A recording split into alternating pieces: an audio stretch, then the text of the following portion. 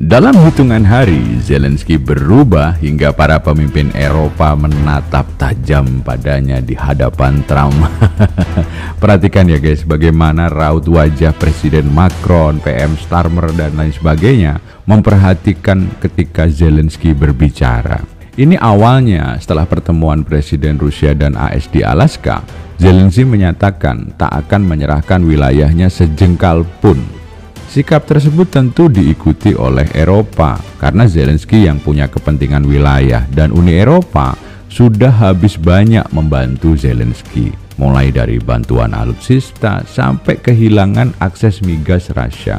Bahkan situasi tersebut dieksploitasi oleh Trump pada negosiasi tarif yang berujung Eropa harus memborong migas dari AS dan menterbengkalaikan Nord Stream to purchase from the United States $750 billion worth of energy. $750 billion worth of energy. Dalam pertemuan semalam, Trump sangat jelas membawa misi dari Presiden Putin. Nah, enigmanya, kenapa Trump begitu tunduk ke Presiden Putin?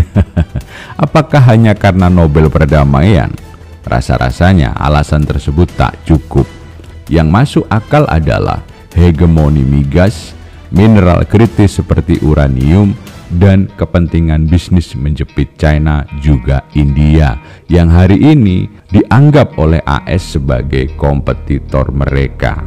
Keadaan ini membuat Uni Eropa menjadi semakin tak berkutik sebab Uni Eropa sudah terjebak ikut memberi sanksi price capping pada migas Rusia. Nah, di belakang layar AS sejatinya mengalami kesulitan lifting uranium sejak tahun 1990.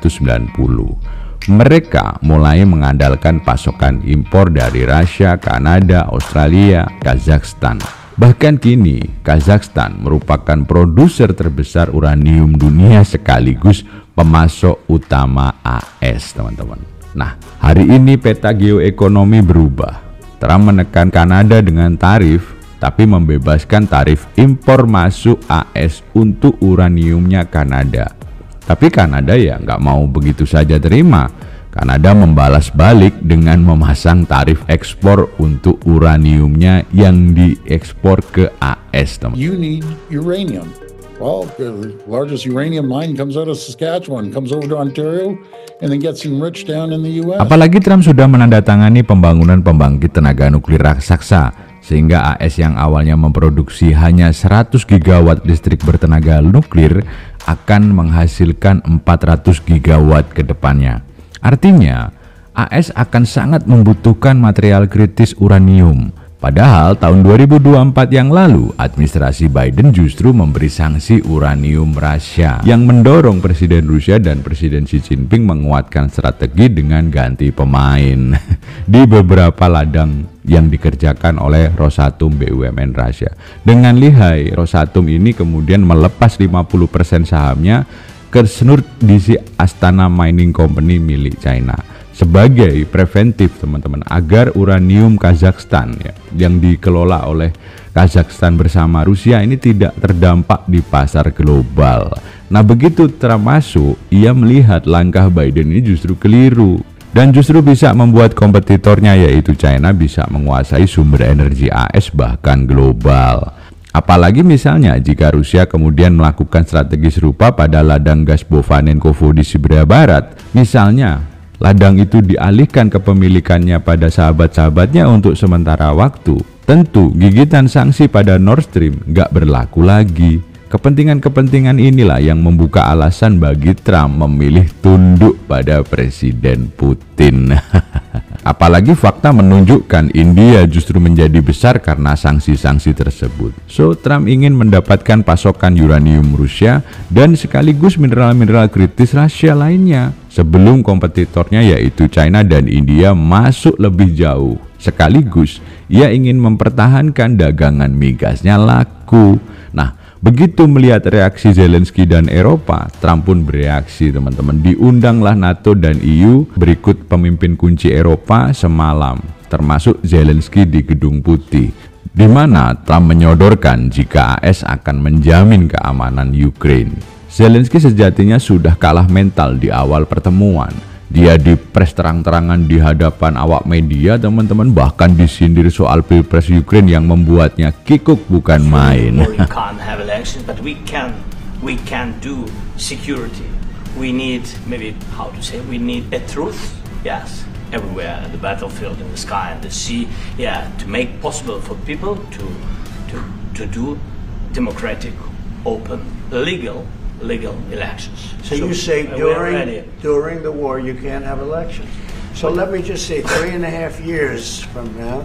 So you mean if we happen to be in a war with somebody, no more elections? Oh, that's good. I wonder what the fake. You like this idea? Pressing juga sudah terjadi sejak Zelensky datang ke Gedung Putih, di mana ia akhirnya memakai kemeja berjas, tak lagi menggunakan kaos yang beberapa bulan lalu itu sempat menjadi bahan semprotan rame-rame para pejabat di situ, dianggap tak sopan oleh termasuk Wapres AS ketika berkaos bertemu dengan I said Trump. the same thing. Yeah, looks good on I you. said the one that attacked you last time. See, now he's in. I remember that. I apologize to you. You look wonderful.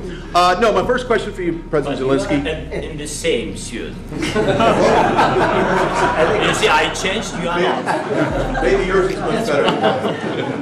Real quickly, upon peace, God. Di dalam pertemuan tertutup, Trump rupanya juga menyodorkan peta yang mirip dan pernah kita bahas di konten yang lalu, di mana gencatan diakhiri di titik terakhir kedudukan masing-masing. Otomatis hal ini membuat Ukraine bakal menyerahkan beberapa luas wilayahnya ke tangan Rusia.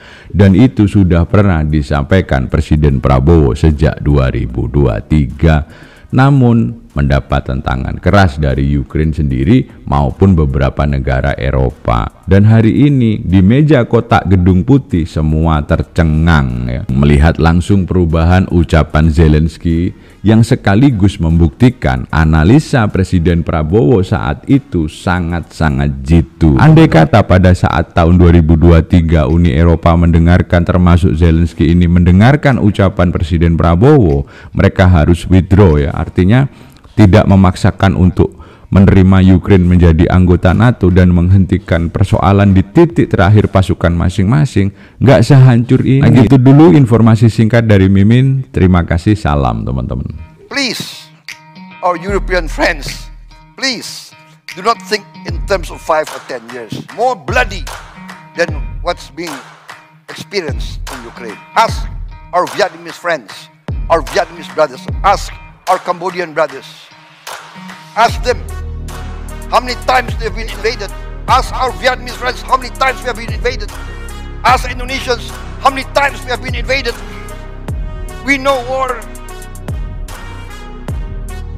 The United Nations Monitoring and Observer Force to be immediately formed and to be immediately deployed along this new demilitarized zone. 5. The United Nations should organize, carry out, and execute a referendum in the disputed territories to ascertain objectively the wish of the majority of the inhabitants of the various disputed areas.